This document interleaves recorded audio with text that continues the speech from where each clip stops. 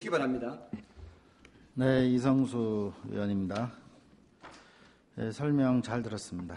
우리 먼저 하나 혹시 우리 관내에서 신장 투석하는 환자 수가 몇 명이나 되는지 알고 계시는지?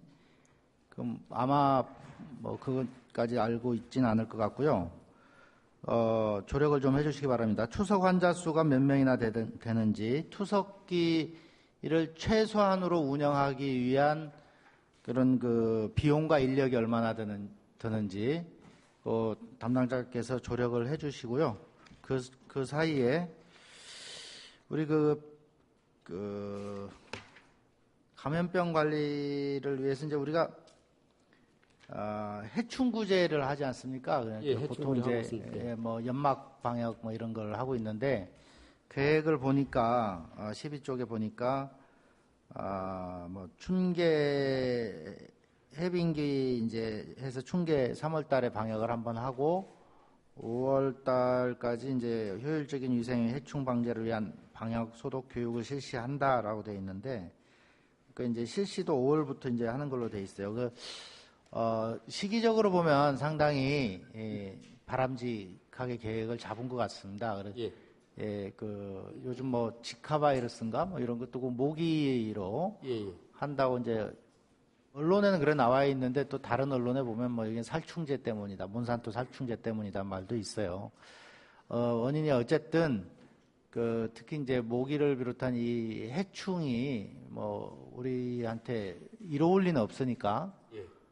이 방역을 가을 방역보다 봄에 좀 일찍 방역을 해서 개체수를 줄여놓는 것이 유리하지 않나 이런 생각이 들어서 이 계획대로 좀 조기 선제 대응을 했으면 좋겠다라는 생각을 합니다. 계획은 잡아놓고 실제 행동할 때는 또 이제 굼뜨다가 시기 놓치고 이러지 않았으면 좋겠다는 뜻입니다. 예, 차질 없이 추진하겠습니다. 예, 아직 조력 준비가 안 됐나요? 투석기 관련돼서 우리 투석 환자 수가 관내에 몇 명이나 되는지.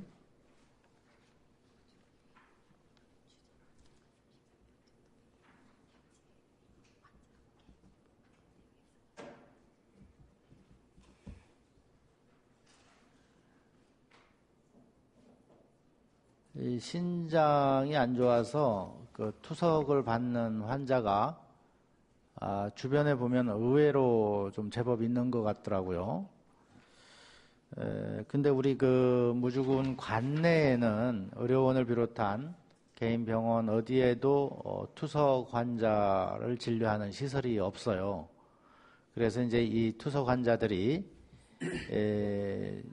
제일 가까운 곳에 있는데 이제 검산에 있고 그다음에 이제 대전에 있습니다. 그래서 대전이나 금산에 투석을 하기 위해서 이제 가게 되면 아침에 가서 투석을 받고 오후 늦게 완전히 이제 몸이 힘든 상황이 되지 않겠습니까? 투석을 받으면.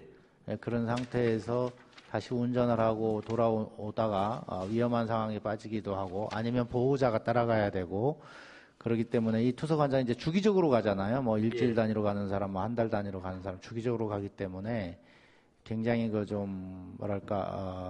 시간과 위험에 노출이 되는 것을 볼 수가 있습니다. 조력을 받았으면 한번 관내 투석 환자 수가 몇 명이나 됩니까? 현재 저희들이 등록된 환자는 33명입니다. 33명인데 거기에서 지금 금산이나 영동 쪽으로 이제 투석을 받는 환자는 금산이 2개소에 11명, 영동이 1개소에 1명 이렇게 지금 이제 받고 있는데 이것은 개인정보 관계로 해가지고 상당히 저희들이 파악하는데 어려움이 많았습니다. 그래서 현재 11명이 지금 받고 있습니다. 그러니까 지금 이 34명이라고 하는 통계 수치도 그냥 정확하다기보다는 그 신고되어 있는 인원 내지는 이제 추정 인원이죠. 추정 해서 본 의원이 생각할 때 제 주변에서도 투석 받는 사람 제법 있어요. 그래 그런 분포도로 봤을 때 우리 군 관내 34명 훨씬 넘지 않을까 생각이 됩니다. 근데 이 최소 투석기를 운영하는데 최소 운영비나 인원은 어느 정도나 들어갑니까? 지금 현재 저희들이 그 36명으로 추정했을 시 월 투석 건수가 약 450회. 거기에 필요한 장비는 혈액 투석기, 정수 처리 장치 등 신장실 비품과 부대 장비가 필요하고요. 혈액 투석기가 12대 이렇게 했을 때 1억 6,200만 원이 소요가 될 것 같습니다. 그리고 정수 처리 장치는 2,500만 원. 이것은 이제 한 대만 있으면 될 것 같고요. 그 다음에 또 이제 기타 신장실 비품이라든지 부대 장비, 또 약품이라든지 소모품 등을 구입해야 되고, 인력으로서는 담당 의사 1명과 수간호사 1명, 간호사 3명 해서 5명 정도가 필요하고, 그 투석실을 운영하려면 최소 약 한 30평 정도 별도의 투석실이 있어야 될 것 같습니다. 네. 뭐 병실이야 이제 투석실은 이제 누워서 이제 한참 있어야 되니까 병실은 우리가 충분히 이제 공간은 있는 것 같은데 문제는 제일 문제가 되는 게 담당 의사겠네요, 그죠? 우리가 의사 하게 되면 확보가 가장 관건입니다. 담당 의사가 제일 큰 문제가 될 것 같고, 우리 환자가 이제 할 수 있는 100%를 우리가 준비를 할 필요성은 없죠. 왜냐하면 이제 여기 준비를 해놔도 여러 가지 이유로 이용을 안 하는 환자도 있을 테니까. 그러나 우리가 이제 최소 단위 정도는 우리가 이제 공공의료 서비스 기관이니까 최소 서비스 단위는 좀 가지고 있어야 되지 않을까라는 생각이 드는데, 본 의원이 생각할 때 제일 문제가 이 담당 의사일 것 같아요. 그래서 담당 의사가 우리가 봉직 의사가 없기 때문에 그래서 이런 방안도 한번 검토할 수가 있지 않나 싶습니다. 직영을 하는 것이 굉장히 어려우면 우리 관내에 있는 개인 의원들 있지 않습니까?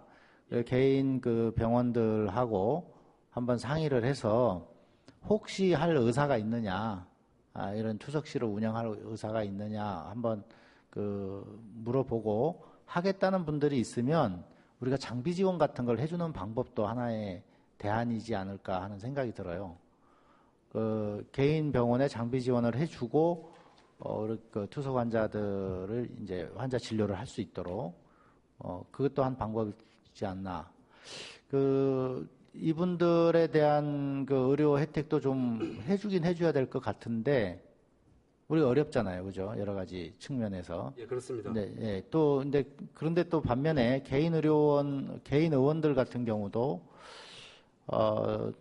실력이나 여러 개 가능한 사람이 있지 않을까. 다각도로 한번 검토를 한번 해주시기 바랍니다. 이 투석 환자, 신장 질환을 앓는 환자들이 갈수록 늘어날 추세일 것 같은데 우리 지역에서도 이 부분에 대한 의료 서비스도 한번 검토를 했으면 좋겠다라는 생각입니다. 현재 저희들이 지금 이제 등록 환자는 33명이라고 지금 이제 추정하고 있지만 그 중에서 희귀난치성 질환으로 저소득층에 해당되는 분한테는 3명에 대해서 현재 지원을 해주고 있습니다. 지금 비용으로. 예. 이제 외지에 가서 이제 치료를 받을 수 있도록 비용으로 그죠? 비용을 지금 지원해주고 있습니다. 근데 비용도 문제지만 시간과 거리거든요. 그리고 이제 그렇습니다. 투석이 제대로 된 이제 시설하고 의사가 있으면 이게 고난도 기술은 아닌 것 같아요. 이야기 들어보면 그냥 금산 영동에서도 하고 가서 환자가 몇 시간씩 누워서 이렇게 이제 기계에 꼽혀 있고 이러는 거 보면은 그렇게 고난도 기술은 아닌 것 같습니다. 그런데 지금 웬만한 그쪽 전문의들은 다 할 수 있는 것 같아요. 그러니까 우리가 시설만 지원해줘도 가능하지 않을까 싶고 봉직의사로 확보할 수 있으면 뭐 더없이 좋은 일이겠고요. 한번 봉직의사 그 초빙하는 문제하고 같이 맞물려서 검토를 좀 해주시기 바라겠습니다. 의원님께서 말씀하신 그 혈액 투석 관련 민간 의원 나 이제 위탁하는 그런 방법에 대해서는 최대한 저희들이 한번 검토를 하겠습니다. 네, 알겠습니다. 이상입니다.